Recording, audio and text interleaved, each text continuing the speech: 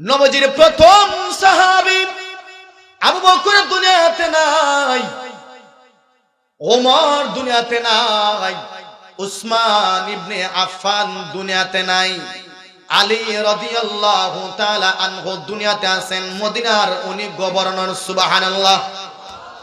মদিনার খলিফার নাম কি? জুরে বলেন কি? মদিনার খলিফা তখন আলী, উনি উনার খেলাফতের আসনে সমাসীন। আল্লাহর পয়গম্বর রোজার সামনে ছোট্ট একটা সন্তান এবং একজন মহিলা ঝগড়া লাগছে। ঝগড়া চিনেননি? ঝগড়া লাগছে। ছোট্ট সন্তানটা বলে তুমি আমার মা, আর মহিলা বলেন না না তুমি আমার সন্তান না। বলেন না ওই ঘটনাটা কেমন হৃদয় বিদারক হবে। ছোট্ট সন্তান বলতেছে তুমি আমার মা, মা বলতেছে না না তুমি আমার সন্তান না, দুনিয়াতে আমার বিবাহ হয় নাই। বলেন তো সন্তানের বুকের ভিতরে কেমন কষ্ট। যেই মার পেটের ভিতরে 10 মাস 10 দিন আমি থাকলাম, যেই মার শ্বাসের সঙ্গে আমি সন্তানটা শ্বাস নিলাম, ওই মা যদি শ্বাস না নিতেন আমি সন্তান দুনিয়ার হাওয়া বাতাস দেখতাম না। আজকে বিশ্ব নবীজির রোজার সামনে মা আমাকে আজকে অস্বীকার করে বসেছে, না না তুমি আমার সন্তান না। হে যুবক ভাই, আজকে তুমি তো সব কিছু বুঝো। তোমার বাবা যদি তোমাকে বলে না না তুমি আমার সন্তান না, তোমার মা যদি তোমাকে বলে তুমি আমার সন্তান না, কেমন কষ্ট লাগবে কথা বলেন? অনেক কষ্ট লাগবে কি লাগবে না? মা বারবার বলতেছে না না আমার বিবাহ হয় নাই, আমার কোনো সন্তান নাই। মানুষ জড়ো হয়ে গেছে। কি হয়েছে? কি হয়েছে? সন্তান, ছোট্ট সন্তানটা বলতেছে ও মদিনার লোকেরা, যেই মার গর্ভে আমি 10 মাস 10 দিন থাকলাম, ওই মা আজকে বিশ্ব নবীজির রোজার সামনে আমাকে অস্বীকার করতেছে। বলো না আমি ছোট্ট সন্তান নেবার কার কাছে যাব? আমার খানার দায়িত্ব কে নেবে? আমাকে লালন পালনের দায়িত্ব নিবে কে? আমার মা তো আমাকে অস্বীকার করে বসেছে। এবার মহিলা বলতেছে ও মদিনার আনসার সাহাবায়ে কেরাম ভালো করে শুনমা, না না আমার কোনো সন্তান নিয়ে কোনো আমি পেটে নেই নাই, কারণ পেটে সন্তান কেমনে নেব? আমার তো বিবাহ হয় নাই, একজনের বিবাহ হয় নাই, সন্তান কই থেকে আসতো? কথা বলেন ঠিক কিনা? সাহাবায়ে কেরাম পেরেশান। সন্তান বলতেছি মা, আবার মা বলতেছে না না সন্তান না। সমাধানটা কে দিবে রে আমার ভাই? সমস্ত সাহাবায়ে কেরাম এবার আল্লাহর পয়গম্বর সাহাবী আলী রাদিয়াল্লাহুর দরবারে চলে গেছে। আল্লাহু আকবার বলেন। আর একটু জোরে বলেন। আল্লাহর পয়গম্বরের সাহাবী আলীকে বলতেছে ও আলী, একটা বিচার নিয়ে তোমার দরবারে আসলাম।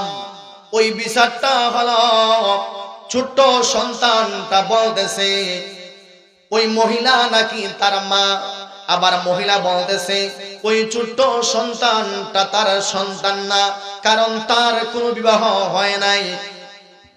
আলী রাদিয়াল্লাহু আনহু আবার পেরেশানের মধ্যে পড়ে গেলেন। এমন ঘটনা তো আমার চোখের সামনে পড়ে নাই, সমাধানটা কেমনে দেওয়া যায়? আলী কাররামাল্লাহু আবার মহিলাকে প্রশ্ন করলেন, এ মহিলা ভালো করে তুমি বলো, ভালো করে বলো ওই সন্তানটা তোমার কিনা? এবার মহিলা আবার বলতেছে আল্লাহর কসম, আল্লাহর কসম।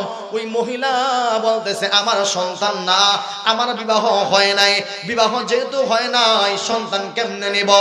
আলী কাররামাল্লাহু আবার সন্তানটাকে বলতেছেন, এ বাবা বলো না একটু মেহেরবানি করে তোমার মা হয় কিনা? এবার সন্তানটা চোখের মধ্যে পানি নিয়ে বারবার বলতেছে, ও নবীজির সাহাবী, আমার মা যেই মার গর্ভে 10 মাস 10 দিন আমি তাকলাম গো আল্লাহর পয়গম্বরের সাহাবী, আমার মহিলা আমার মা আজকে কেন আমাকে অস্বীকার করতেছে আমি জানি না। আলী কাররামাল্লাহু এবার সুন্দর একটা ফায়সালা করবেন। আল্লাহর পয়গম্বরের সাহাবী আলী এবার ওই মহিলাকে বললেন, ও মহিলা, আমি তোমাকে একটা প্রস্তাব দিব, তুমি কি আমার প্রস্তাবে রাজি হইবা? মহিলা বলতেছে, হ্যাঁ দেখি বলো, কি প্রস্তাবটা তুমি আমার সামনে পেশ করবা? আল্লাহর পয়গম্বরের সাহাবী আলী বলতেছে, এই মহিলা ভালো করে শুনো, তুমি যেহেতু আল্লাহর কসম খাইয়া তুমি বলতেছো ওই সন্তানটা তোমার না, তোমার বিবাহ হয় নাই, কাজেই আমি তোমার সামনে এই জনগণের সামনে ওই সন্তানটাকে আমি আল্লাহর পয়গম্বরের সাহাবী আলীর সন্তান বানায় নিলাম। আমার সন্তান বানায় নিছি, এখন থেকে ওই সন্তানটা আমার। হাসান হুসাইন ওই সন্তানের ভাই, ফাতেমাতুজ জোহরা ওই সন্তানের মা। সুবহানাল্লাহ বলেন। এবার দেখা যায় সন্তানের চেহারার মধ্যে হাসি ফুটে গেছে। সন্তান এবার বলতেছে, নাই নাই কোনো টেনশন নাই, কোনো চিন্তা নাই, কোনো পেরেশান নাই। একজন মহিলা আমাকে মা বলে অস্বীকার করতেছে, সন্তান বলে অস্বীকার করে, টেনশন নাই। আল্লাহর পয়গম্বরের সাহাবী আলী যেহেতু আমাকে নিজের সন্তানটা বানায় নিলেন, আমি বিশ্বাস করি মহান আল্লাহ আল্লাহর পয়গম্বরের সাহাবী আলীকে জান্নাতের সার্টিফিকেটটা দেয়া দিয়েছে। আলী যখন জান্নাতে যাবে, হুসাইন যখন জান্নাতে যাবে, ফাতেমাতুজ জোহরা যখন জান্নাতে যাবে, আল্লাহর পয়গম্বর এখন থেকে হলেন আমার নানা।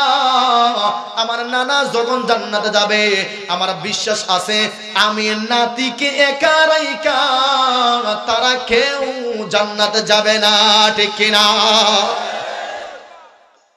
ছোট্ট সন্তান হয়, টেনশন নাই। তুমি মা আমার অস্বীকার করছো, এখন আমার বাবা আলী, আমার মা ফাতেমা, আমার ভাই হাসান হোসাইন, আমার নানা হোসেন বিশ্ব পয়গম্বর, ঠিক কিনা? তারা জান্নাতে গেলে আমাকে নিয়ে যাবে। আর তুমি মহিলা জান্নাতে যাইবা না জাহান্নামে যাইবা, এটা কোনো গ্যারান্টি নাই। আমি এখন জান্নাতের গ্যারান্টি পাইয়া গেছি। সুবহানাল্লাহ। এবার আলী বলতেছেন, এ মা, এবার একটা প্রস্তাব তুমি শোনো, এখন থেকে ওই সন্তানটা আমার ফ্যামিলির সন্তান, তোমার কোনো সন্তান না। মহিলা বলতেছে, হ্যাঁ এটা সত্য। এ মহিলা, তাহলে তুমি শোনো, এখন আমি তোমার কাছে আমার সন্তানের পক্ষ থেকে একটা বিবাহের প্রস্তাব আমি দিতে চাই। তুমি যদি রাজি হও, আজ থেকে আমার ওই সন্তানের পুত্রবধূ বানাইয়া তোমাকে আমার ঘরে আমি আনতে চাই। সুবহানাল্লাহ নাই? বারে দিয়া কইবা এনে না? একটু জোরে বলেন, আর একটু জোরে বলেন সুবহানাল্লাহ। এ ভাই, সুবহানাল্লাহর ফজিলত মনে হয় আমরা জানি না। সুবহান শব্দের অর্থ হলো পবিত্র, আল্লাহ শব্দের অর্থ হলো আল্লাহ, তাহলে অর্থ দাঁড়ালো আল্লাহ পবিত্র। কথা বলেন ঠিক কিনা? একবার সুবহানাল্লাহ যদি আমরা বলি, আসমানের মালিক ডেকে ডেকে বলে, ও আমার বান্দা, তুমি যেহেতু আমি আল্লাহকে সুবহানাল্লাহ বললা, আমি আল্লাহকে পবিত্র ঘোষণা করলা, যা যা ওই জান্নাতের বাগানে বসিয়া সুবহানাল্লাহ বলার কারণে আমি আল্লাহ তোকে পবিত্র বানায় দিলাম।